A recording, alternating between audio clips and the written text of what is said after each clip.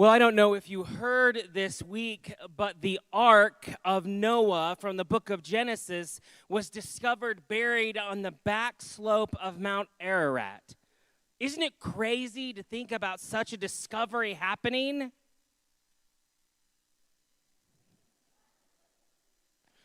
We didn't really find the Ark of the Covenant, right? Or the Ark of Noah. We didn't find the Ark of the Covenant either, right? This is not an Indiana Jones movie, but I saw it on YouTube or on Instagram, so it must be true, right? The story of Noah and the ark is not a literal story. As a United Methodist Church, we do not believe that this was factual, and part of the reason is it's not our story to begin with. It comes from 19th century BCE, from the Epic of Gilgamesh, in which God, or their God, flooded the world. The version we have of Noah didn't even get written down until 1,600 years later, when the people were in Babylon. I mean, how many of you would have believed me if I'd said we found the ark?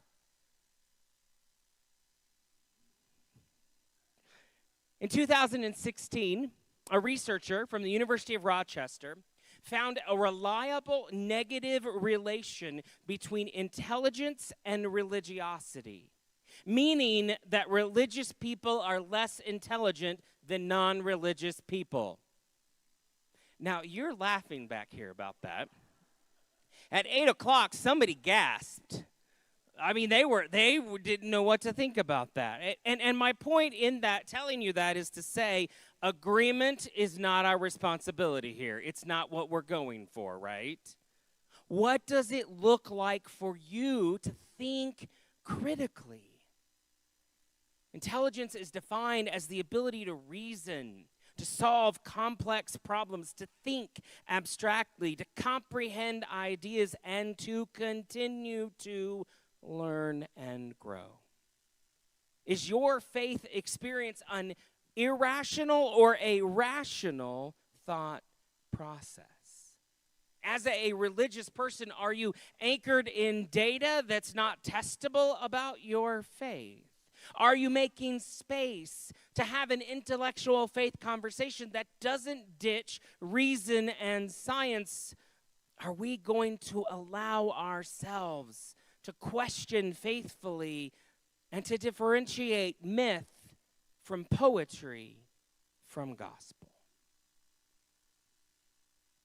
Our word today comes from the book of Isaiah. And it's a text that finds the nation of Israel removed from the land that they were promised. They have been led into exile in Babylon. They're in a strange land with a strange dress, and there's strange food, and there's strange worship, and there's a strange language that's used. Anybody experience strangeness in the world today? The Israelites are confused and they're isolated. But most importantly, they're wounded. They are suffering an enormous loss. The temple of the Lord, the place where God lived, was burnt to the ground. There's family members they will never see again. The land has been pillaged, and they have been walked 750 miles from Jerusalem to Babylon. They are a weary people, and they need a word from God that will give them hope. So do we offer stay the course language? Where are they going to go? Do we offer have faith? Not a real helpful phrase. Do we offer them the promises of God at a future unknown or undisclosed date and time? They need hope now. The Israelites are asking this question: why did God abandon them? Is God even on their side anymore? They need something that heals their physical, emotional wounds, but that doesn't negate their intellectual struggles. And so God sends them Isaiah, this servant who will tend their wounds, the servant who will heal them, who will lead them to open their eyes and their ears and their minds to understand God in a new way, in a new time, in a new land. This passage reminds us that God sends us servants to suffer alongside us. God sends someone to walk with you. And for the Jews, that was Isaiah, the suffering servant. For Christians, it's Jesus, who is our suffering servant. Remember, when Jesus proclaimed his ministry in the 4th chapter of Luke, he says, I am proclaiming good news, freedom to the imprisoned, sight to the blind. And so we are called to serve others suffering in this world. But not just those who suffer oppression, who suffer grief, not just those who suffer from the addictions of this world, but rather those who suffer from Christian harm. Are we responding to the harm they've experienced, even if we didn't cause it or participate in it? Are we making room for them to ask their big intellectual questions? Are we making room to recognize that the intellectual dialogue is actually trying to heal emotional pain? If you grew up in the church and you became harmed by the church anytime over the past 10 years, you might find yourself in a strange land, trying to come up with logical arguments that will heal an emotional pain. We are called to make space for people's problems with Christianity. We've been spending a lot of our time on this complicated church series talking about the ways people have been harmed, and we've been using this word over and over again, deconstruction. How many of you before this series heard that word, deconstruction? Some of you, yeah, fantastic. Deconstruction has a little bit of a complicated understanding in our world today because many of our evangelical siblings are blowing off that process of deconstruction as people just being cynical, or as people who are vilified because they're not really committed to faith or they don't have enough faith. Deconstruction cannot be a bad word. It is actually the intellectual journey of healing and hope. Deconstruction is not a threat to Christianity. It's the process of staying Christian in a world that doesn't make sense anymore. Engaging in the intellectual dialogue and discussion and discernment of faith is not a new experience.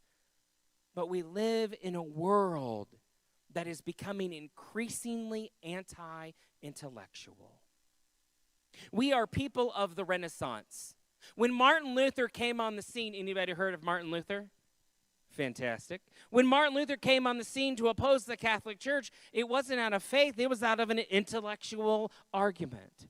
When John Calvin came along and took it in a different direction, it was an intellectual argument. When John Wesley brought reason into the theological dialogue, he said this: reason cannot produce faith. Reason is only the understanding of a new birth. We can talk about Christianity in the 20th century and all the voices that challenged us to think about faith and the Bible and theology in a different new way. I remember when I was in Kansas, when I left to go to seminary, one of my mentors said, "Do not let those professors take your faith." The greatest fear was that the intellectual engagement would cause me to lose my understanding of who God was. And it definitely did that. It's supposed to do that. You're supposed to grow and change and evolve. I remember the first day of class, my Hebrew Bible professor said, "You've been told Moses wrote the first 5 books of the Bible, but they were actually written 1,500 to 2,000 years later after the time of Moses. And we know this because Moses dies halfway through the Torah and yet continues to write the rest of the books. The beginning of my understanding was not just a question. I didn't lose my faith in that. I got clear about what matters and what about Christianity is harmful. We cannot oppose the intellectual engagement. We cannot join other Christians in our world on an anti-intellectual approach to faith. And getting angry at people who are losing their faith only speeds up the exit of people away from Christianity. We need to meet the suffering right where they are. But it's a little bigger conversation than that. Because it is not just about us serving them. This is not a one-way relationship. Those weary Christians are also trying to tell us something, and we need to listen. Saying yes to their understanding, their vision of God's dreams opens us up to another experience of Christ. Saying yes to what is sets us up for what if, what will be. We cannot see everything. We cannot get caught in our reality is the only reality there is. Being a suffering servant to the world means seeing their vision of what the world is to be. We could spend a lot of time getting caught up in the debates of what's Christian and what's not. I'm going to read a list here, and I want you to consider or reflect on what is your emotional reaction to what I say about whether it connects to God.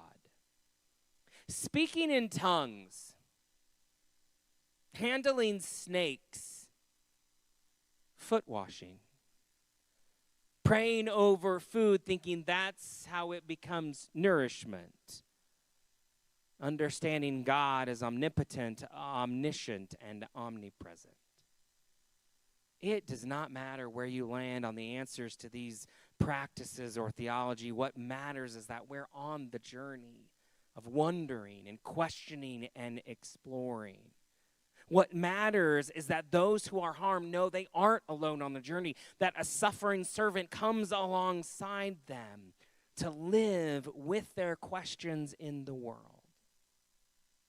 I know there's some folks who are really going to be challenged. I know there's some folks who, when I said at the beginning that religious people aren't as intellectual as non-religious people, are still stuck there. So this is what I want you to hear me say if you don't hear anything else. God can handle your questions. The church can handle your questions. We can handle your vision for a new world. But you cannot check your brains at the door.